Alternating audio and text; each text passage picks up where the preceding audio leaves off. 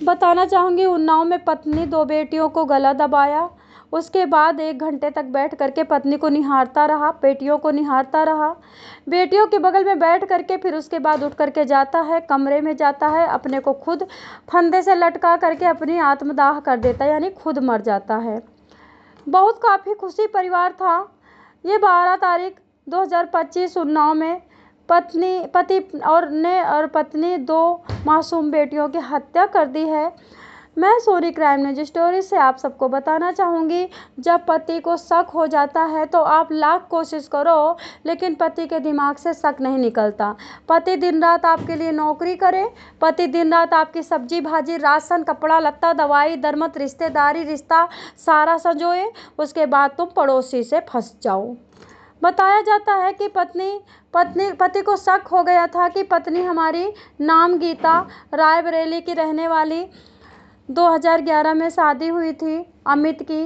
रायबरेली की रहने वाली गीता यादव से पत्नी का पड़ोसी अनुज से चक्कर था, क्योंकि पति को जब शक हुआ है तो पति ने ऐसा हिडन कैमरा लगाया कि पत्नी को लगा कि कैमरा तो बाहर लगा है, लेकिन एक कैमरा बाहर था लेकिन एक अंदर भी था। अनुज आता है, सारे कपड़े निकालता है, हंसी मजाक ठिठोली करता है और वो सारे कनेक्शन करके देख रहा था कैमरे में। उसे बर्दाश्त ही नहीं हुआ।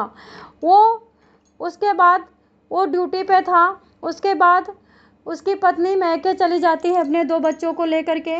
वो 2 दिन तक जैसे तैसे नौकरी करता रहा। उसके बाद सीधे मैके जाता है, यानी रायबरेली जाता है। रायबरेली में जा कर के अपने ससुराल में तुरंत की तुरंत विदाई करवाता है अपनी बीबी गीता यादव की और अपनी दोनों बच्चियों की। दोनों क्यूट सी बच्ची हैं, एक 11 साल की है, एक 6 साल की है।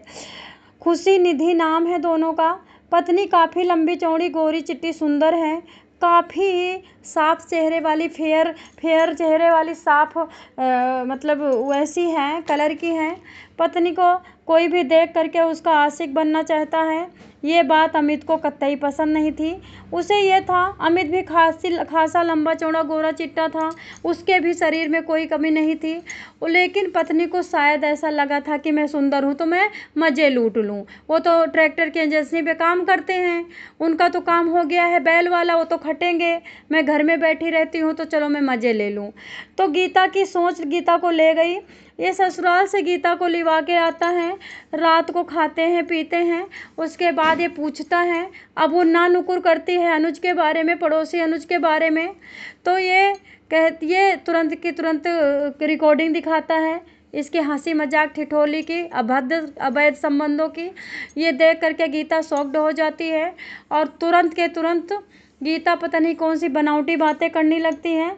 ये उठता है, पहले गीता का गला दबाता है, गीता की वहीं जान निकल जाती है। काफ़ी पतली थी गीता। उसके बाद बेटियां जग जाती हैं, दोनों बेटियों का गला दबाता है, दोनों बेटियां वहीं के वहीं ढेर हो जाती हैं। उसके बाद उठाता है फ़ोन उठा करके एक रिकॉर्डिंग बनाता है। रिकॉर्डिंग बना करके अपने साले को कहता है, साले से कहता है कि भैया मुझे माफ़ कर देना, मैं नहीं संभाल पाया अपने आप को, मैं धोखा बर्दाश्त नहीं कर सकता था, मैं बड़ा डिप्रेशन में जा रहा था, क्योंकि जब से मैंने कैमरा लगाया है मेरी नींद ख़राब हो गई थी। मुझे शक तो पहले भी था लेकिन मेरे पास कोई प्रूफ नहीं था। आपकी बहन मेरे लायक नहीं थी। मैं इसको ज़िंदा रहना सोचा कि क्या करेगी ज़िंदा रह करके, अभी एक घर बर्बाद कर रही है, फिर दूसरा बर्बाद करेगी, तीसरा बर्बाद करेगी। इस तरह से मैंने आपकी बहन को ख़त्म कर दिया है, माफ़ कर देना। मैं बहुत प्यार करता था, मैं धोखा बर्दाश्त नहीं कर पाया, शायद वो प्यार ही था मेरा कि मैं धोखा बर्दाश्त नहीं कर पाया। मैं आपकी बहन की जान नहीं बचा पाया, मेरे गुस्से के आगे आपकी बहन की जान छोटी हो गई।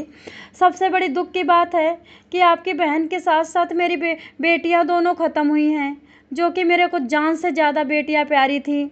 अभी तो मैंने बेटियों को स्कूल भेजा था, अभी तो मैंने अपनी बेटियों को इतना पैसा लगा करके अच्छे स्कूल में नाम डलवाया था, लेकिन भैया मुझे माफ़ कर देना।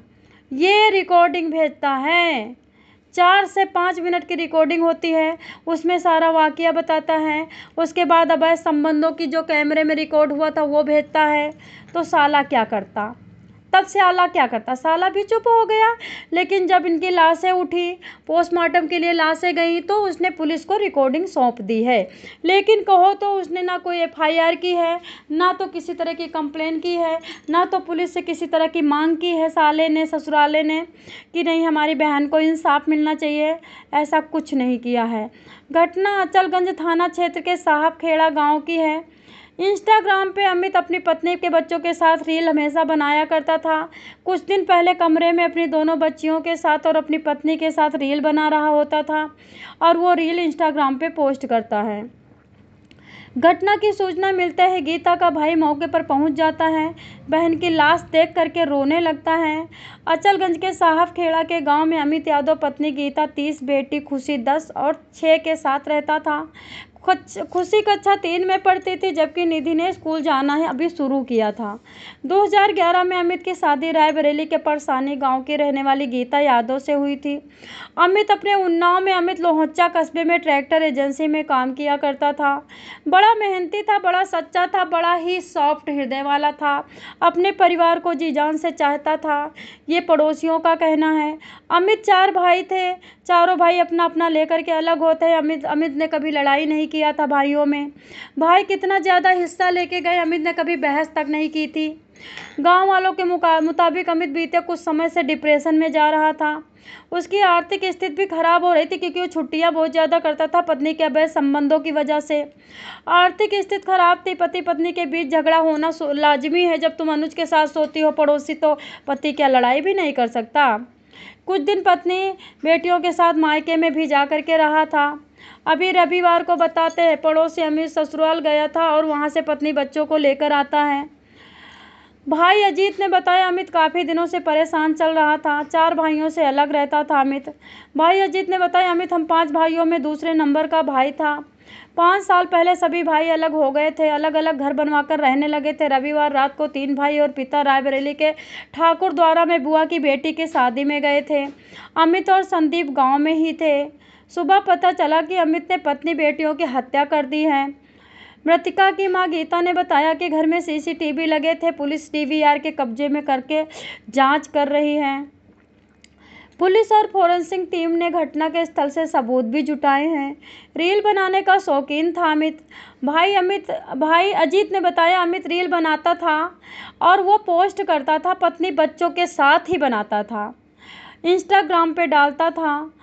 अजीत ने हाल में पोस्ट किए वीडियो को भी दिखाया है। इन वीडियो में अमित परिवार के साथ बड़ा हंस रहा था, बड़ा खुश था। घर में हुई घटना के बाद से अमित की मां दीपा रानी को रो रो के बुरा हाल है। उन्होंने बताया कि मैं 3 दिनों से घर से बाहर नहीं निकली हूँ, पता नहीं कब लौटूंगी, कब न जब लौटूंगी तो अपने बेटे, बहू और नातिनों की मौत का खबर मिलेगी। एक्चुअली दीपा ने बताया कि मुझे नहीं पता था कि मैं घर लौटूंगी तो मेरे को मेरे नातिन मरी मिलेंगी और मेरी बहू मरी मिलेगी और मेरा बेटा लटका मिलेगा। पुलिस जांच में सामने आया कि अमित के घर में 3 कैमरे लगे हुए थे, जो 3 दिन से बंद थे। पुलिस को 3 दिन का डाटा डीवीआर से नहीं मिला है। गांव वालों के मुताबिक अमित को अपनी पत्नी पर शक रहता था, इसी के चलते घर में कैमरे लगवाए थे। पुलिस का कहना है, अमित की पत्नी गीता ने साल 2022 में गांव की युवक पर अवैध संबंधों का, कुकर्मों का मुकदमा भी दायर करवाया था कि जबरदस्ती मेरे कमरे में घुस करके और मेरे साथ गंदगी, मतलब गलत काम किया है मेरे पड़ोसी गजोधर ने।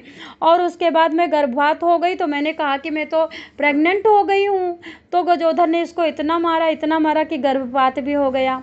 इस मुकदमे के चलते भी लोगों ने कहा लड़ाई हुआ करती थी, क्योंकि गीता के साथ गलत किया था गजोधर ने, गलत संबंध बनाया था, ज़बरदस्ती किया था, उसे मारा पीटा था। इसके लिए भी पति बहुत परेशान रहा करता था कि मेरे नौकरी जाने के बाद ऐसा हुआ मेरी बीवी के साथ। सोमवार की शाम पोस्टमार्टम हाउस में डॉक्टर राहुल बिहारी ने चारों शवों को पोस्टमार्टम किया। पत्नी गीता, बेटियां खुशी, निधि की मौत गला मुंह दबाने से हुई है। वहीं अमित की मौत फंदा लटकाने से हुई है, यानी पंखे में लटक करके मरा है। सौंप दिया है उनका अंतिम संस्कार कर दिया गया है। बताना चाहूँगी कि शक में 25% लोगों के परिवार खराब हो रहे हैं।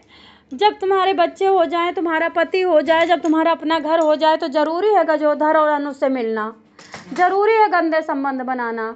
बार बार गीता शास्त्रों में बताया गया है कि अगर पत्नी अपने पति को धोखा देती है तो अगले जन्म में उसी तरह का एक प्लास्टिक का आदमी लोहे का आदमी बनाया जाता है और उस आदमी के साथ उसी औरत को चिपकाया जाता है। जब तक चिपकाया जाता है जब तक सारे गुनाहों का उनको सजा नहीं मिल जाती, सारे पापों का। इतना दर्द मिलता है रो रो नरक में। कितनी बार सती अनुसुईया ने लोगों ने रामायण पढ़ा हो तो देखा है कि कहा है कि एक ही बस धर्म है, एक है धर्म, एक व्रत नेमा, और चारों तरफ से फिर भी कोई समझ नहीं पाता क्योंकि शास्त्रों की कमी है। पढ़ाई रामायण पढ़ता नहीं है कोई। पोर्न वीडियो औरतें देख रही हैं, अब तो रोमांटिक गाने गोविंदे के सुन रही हैं, तो क्या होगा। तो अभी आप इस सच्ची घटना, उन्नाव के सच्ची घटना पे क्या कहेंगे। आप सतर्क रहें, सचेत रहें, अपने पड़ोस में गुनाह होते रहे